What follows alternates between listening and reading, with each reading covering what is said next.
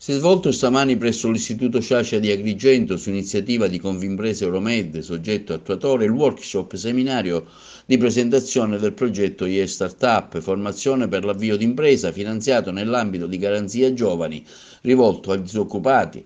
Il progetto è finanziato dall'Ente Nazionale per il Microcredito, ha lo scopo di formare e accompagnare all'autoimpiego e all'autoimprenditorialità i giovani privi di un'occupazione e di avviarli a una loro attività autonoma. Oggi siamo all'Istituto Sciascia di Agrigento per presentare ancora una volta il progetto ai giovani che sono destinatari di questa misura che si chiama la misura 7.1, che deriva da Garanzia Giovani.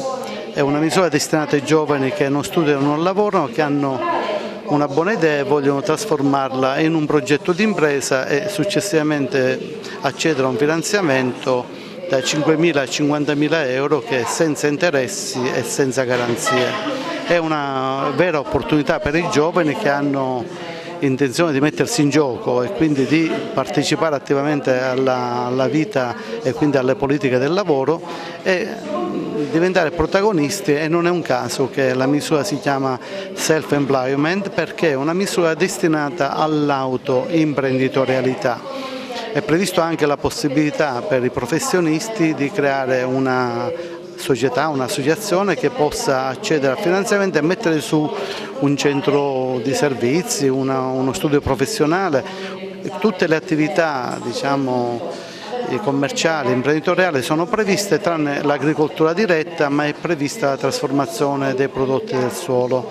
Quindi un'opportunità unica per dare l'opportunità a tanti giovani che sono in questo momento parcheggiate, e poi magari la classe dirigente che le hanno preceduto, piuttosto che dargli le opportunità che le classi dirigenti sono obbligate a dare, li deridano un po' chiamandoli sdraiati o cos'altro. Purtroppo la situazione dei NEET, dei cosiddetti giovani che non studiano e non lavorano, è gravissima, perché sono circa 4 milioni di giovani che sono in un'area del disagio, e questa misura si prefigge appunto di recuperarli alla società. È una misura infatti inclusiva ed ha caratteristiche di carattere solidale e quindi consente a tanti giovani che abbiano una buona idea di poterla rendere possibile e farla diventare un'impresa.